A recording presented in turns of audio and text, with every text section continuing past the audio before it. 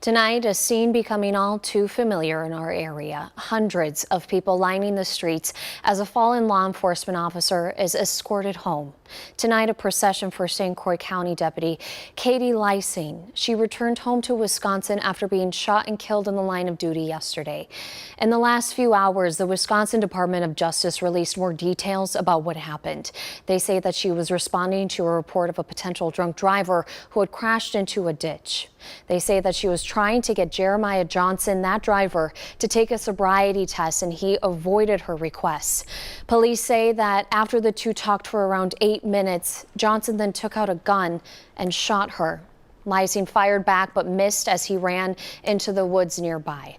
Officers say about an hour later they heard a gunshot in those woods and they saw Johnson collapse.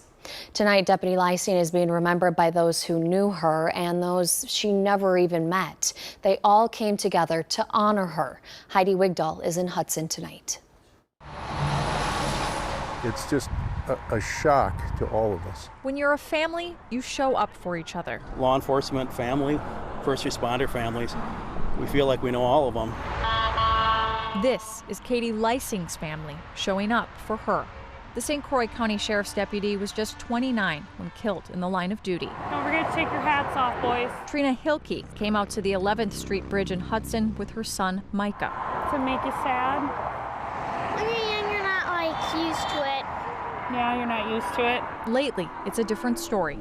This marks the third law enforcement officer in western Wisconsin killed in the line of duty in a month. Yeah, too many. So, Sad, a little heartbroken. My uncle, his godfather, is a police chief in Illinois, and I just imagine any day something like this could happen to him. This sucks. Yeah. Kayla Robb can relate. Anytime he puts on that uniform, you don't know.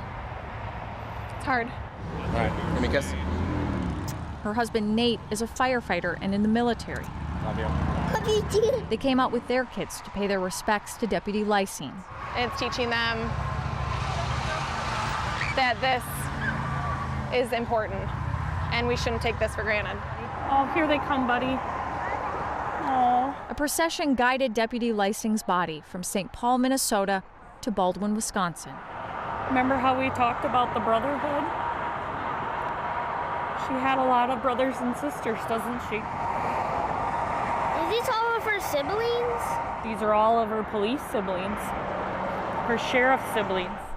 Including those who once worked for the St. Croix County Sheriff's Office. We're a family. Even though I've been out of the family for a while, it's still a family, and we all love and support each other, and it just breaks my heart when something like this happens. When you're a family, They're all showing how much they care. you show up for each other. They're still coming because they're taking her home one last time.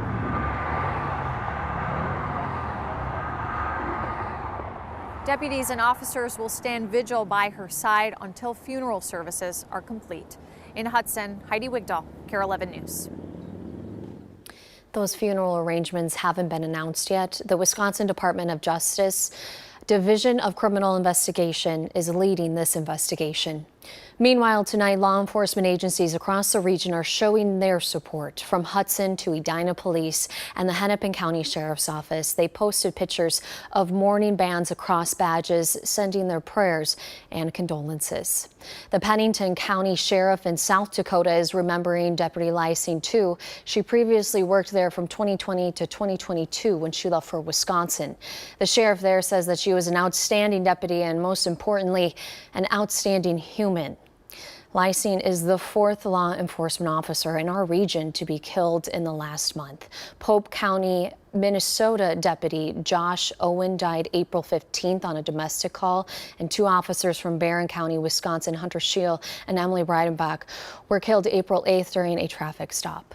We'll continue to follow this developing story as we learn more about the investigation and Deputy Lysing. We'll update you on air and at KARE11.com.